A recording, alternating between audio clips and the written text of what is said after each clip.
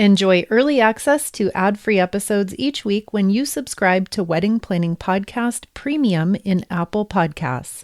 Enjoy the show. One of my greatest passions in doing what I do and why I do the Wedding Planning Podcast is that I absolutely love helping engaged couples bring together a unique wedding vision that really expresses the two of them as a couple and as coming together as a couple. The quote wedding is so much more than the cookie cutter traditions and things that you might have come to mind when you hear the word wedding. We can go so much deeper than that. And the best way to get started is to really take a lot of time exploring your wedding vision and what that really looks like, and doing multiple walkthroughs so that you and your partner can really start to see clearly what it is that you value the most, the priorities that you hold the dearest, and how we can make your wedding celebration a true expression of all of those things that are the most meaningful to the two of you.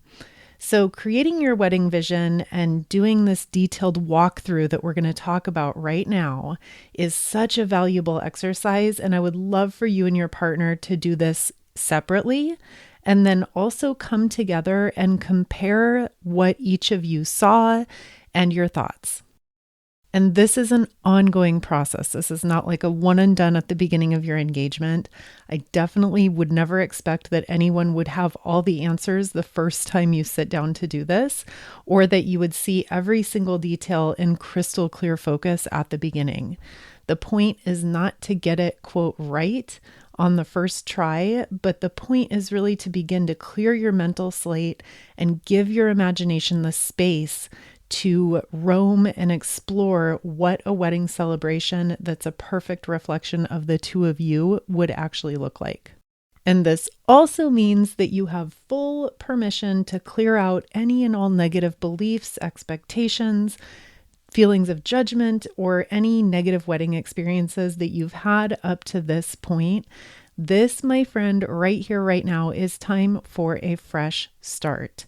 And there's also a PDF printout available if you'd like to use that to record your thoughts, and you can find that attached when you have a hands-free moment within this section. And of course, you're also welcome to sketch out your ideas on your own computer or a notepad on your phone, personal journal, whatever your preference. So let's get detailed here.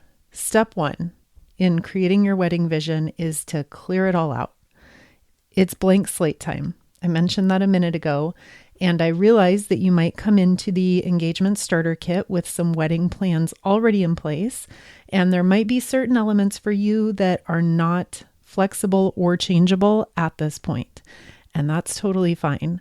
But as much as possible, try to clear out your preconceptions or your assumptions about what your wedding should look like, and give your imagination lots of empty space to explore endless possibilities. Now, I know that sounds kind of overwhelming and a little woo-woo-y, so let's continue with some more specifics. The first guideline I have for you here is to think outside the box. I know that is such a cliche term, but go ahead and let go of traditional wedding formats, expectations, what weddings look like that you've been to in the past. Your quote wedding celebration can be whatever you want it to be. Seriously. It could be the two of you going away on a yoga retreat. It could be a small group taking the trip of a lifetime. It could be a 3-day weekend on a secluded ranch with 50 of your closest loved ones. It could be a backcountry hiking adventure with 25 people. It could be a courthouse ceremony and then a micro wedding celebration in your backyard. I could go on and on. I'll stop there. This step is one of the most important parts of this entire free series of everything that we've talked about up to this point.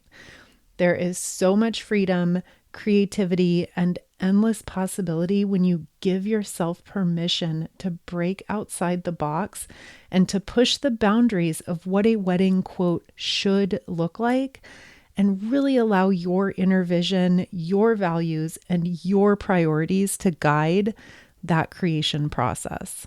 Step 2 in our wedding vision walkthrough is to think about who. So who is there with you celebrating? Is it 30 people? Is it 300 people? What would it look like if only your immediate family and your closest friends were invited? So what would that mean to keep it really, really small? And then how does that vision change if you opened it up to extended family? What about family friends, coworkers, extended friends, their children? Try it on for size. How would things change if you hosted 50 people instead of 300 people? What would that venue look like? What would your overall budget look like? And then also in the who category is wedding party. So who is standing up with you in your wedding party, if anyone? How does it make you feel to consider having no wedding party? Or maybe just one honorary person for you and one for your partner. So a maid of honor, a best man, any variation of those terms. And then moving on to step 3 of things to consider here as we talk about your wedding vision, let's talk about the how. So how is your wedding celebration unfolding? Are you seeing a traditional event with a rehearsal, a ceremony, and a reception? Are you seeing an extended 3-day celebration so that you can spend more time with everyone? And this format could include a welcome party. It could include group activities, a rehearsal, a ceremony, a reception, a day after party. How do the two of you want to celebrate this incredibly special event? You can think about maybe doing a micro ceremony in one location and then a larger reception with all your friends and family at another date and another time. Is your celebration formal or informal? Casual in the backyard? Laid back? What do you see? And then the next step in having your vision start to come together, think about when. What season do you see your wedding taking place in?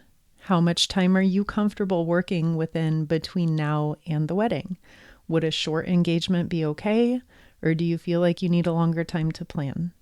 What if you added a year to your timeline so that you could complete a school program or maybe a certification that you're in the middle of? Maybe you could take extra time to save some more money or remove some of the timing pressures. And the flip side of that, what if you subtracted a year? And what if you fast forwarded your engagement to just a few months from now to plan? How does that make you feel? Some couples really, really love the idea of not having the planning phase and the engagement period drag out for a long time. That might be right for you, but you don't know unless you sit down and think about these things. And take note of how the different scenarios make you feel in a positive or a negative way. And then the last thing here to consider that we'll walk through together is where. Where do you see your celebration taking place? So specifically, are you indoors? Are you outdoors? In a totally non-traditional setting? A completely unconventional wedding venue? Maybe you're craving an all-inclusive venue experience where there's minimal work for you and minimal planning to do, and you just show up and you have a good time and celebrate, and then you go home and everyone else takes care of the setup and the cleanup. Or maybe you're someone who sees a blank space venue and you want to be super involved in setting it up and filling it full of possibilities and creative ideas where you can really be hands-on. As you think about venues, you can also start to consider venues where maybe you could stay for multiple days. Maybe you could host multiple events in the same spot. Maybe you could even have your guests stay together at the same spot and have maximum time spent together. These are all really valuable questions. So to recap, those are some quick guidelines. I'm not going to rattle off every single question or every single guiding question that you could ask yourselves, but I think you get the idea. I just kind of wanted to illustrate the process a little bit. And I'll also say that oftentimes when we sit down to intentionally imagine the things that we want, what we end up seeing is an awful lot of what we don't want. It's weird how that works, but those things are really, really productive to take note of, the things you know you do not want. So if you don't know what your ideal venue looks like, but you know that you do not want it to be in a traditional place like a hotel ballroom or a church, then mark that down, because you're narrowing things down just by that one I do not want. If you don't know where you want to get married, but you know that you don't want it to be in your hometown, write it down. Like I mentioned at the beginning, this is definitely one to bookmark and come back to again and again in the coming months. Not in an overwhelming way, just in a check-in and see where you are kind of way. I love to hear from couples who have repeated this walkthrough over and over, and to hear how your vision changes and becomes more clear as we continue to move through the rest of the bonus materials within the engagement starter kit, as you continue to make specific decisions based on your wedding and how that causes things to fall into place, and maybe you end up seeing the vision differently. I love this process so much because it is so transformative. It is so valuable. And it breaks my heart how many couples gloss past it and never take the time to sit down and really, really think about what they want. I hope this has been helpful. And if there's anything that you have specific questions on, or you would like to book a one-on-one call with me to discuss anything further, you can find a variety of options at the link titled Book a Call. We'll talk again soon.